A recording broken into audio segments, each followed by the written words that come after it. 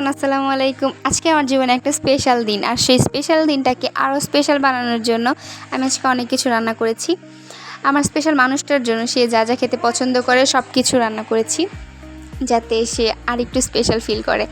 আমি চেয়েছি যে তাকে এইভাবে একটু সারপ্রাইজ করি। সে আমাকে অন্যভাবে সারপ্রাইজ করেছে, তো আমি ভাবছিলাম তাকে এইভাবে সারপ্রাইজ করি। তো যাই হোক, আমি তো সব কিছু রেডি করে নিয়ে ফেলছি যে এখন রান্নাবান্না শুরু করতে হবে।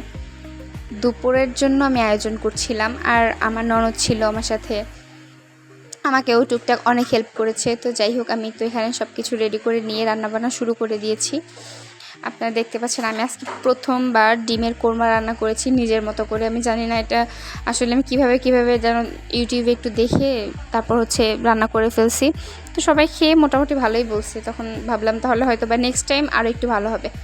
তো যাই হোক, এখানে আমি আপনাদেরকে সম্পূর্ণটা দেখাতে পারিনি, কারণ আমি একটু একটু করে ক্লিপ নিচ্ছিলাম আর অনেক ব্যস্ত ছিলাম। আমি একা হাতে সব কিছু করতে হচ্ছে, তারপর ভিডিও করা আসলে আমার পক্ষে পসিবল হচ্ছিল না, তাও আপনাদের সাথে শেয়ার করার জন্য যতটুকু সম্ভব করেছি। আর আপনারা আমাকে অবশ্যই সাপোর্ট করবেন, আমার জন্য দোয়া করবেন যাতে এরকম দিন আমার জীবনে আরও বারবার ফিরে আসে। তো যাই হোক, এখানে আমার মশলা কষানো প্রায় হয়ে গেছে। এখন আমি ডিম দিয়ে দিব। ডিমটা আসলে অনেকে ভেজে দেয়, আমি আবার দেইনি ভেজে, কারণ যেহেতু এটা কোরমার মধ্যে সব কিছু সাদা সাদা হবে, আমি চেয়েছিলাম এটার লুকটা ওই একটু হলুদ যে আছে ওটা দিয়ে যেন একদম কমপ্লিট হয়ে যায়। তো লুকটা মোটামুটি ভালোই আসছিল। তারপর আমি আবার কাবাব বানাবো দেখে সব কিছু মেখে টেখে নিচ্ছিলাম। আমার হাতের কাছে আসলে যা যা ছিল আমি তাই দিয়ে চেষ্টা করছি। আমি একদম স্পেশালভাবে বা এটা ওটা এনে বাইরে থেকে কোনো কিছু করিনি। আমি নিজের মতো করে বাসার সকল মশলা দিয়েই আমি চেষ্টা করেছি। তো এই যে আমার কাবাব মোটামুটি রেডি হয়ে গেছিলো, আমি এখন ভাজবো। এটাকে আমি আসলে কোন কাবাব বলবো, স্বামী কাবাব না জারি কাবাব আমি জানি না। আমি দুইটা মিক্সড করে একটা রেসিপি করে ফেলছি। তো যাই হোক, মোটামুটি ভালোই হয়েছে, খেতেও মজা হয়েছে।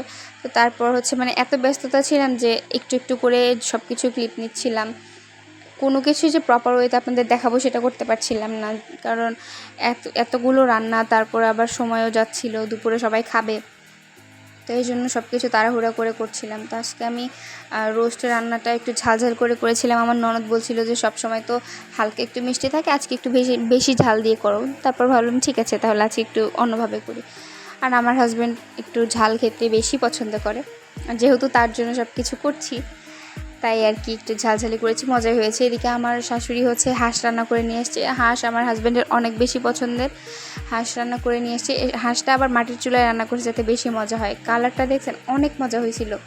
তো যাই হোক, এখানে আমার ছোটোখাটো যে আয়োজনটা করেছিলাম তার জন্য সেই সব কিছুই আর কি আমি একটা একটা করে গুছিয়ে নিচ্ছিলাম।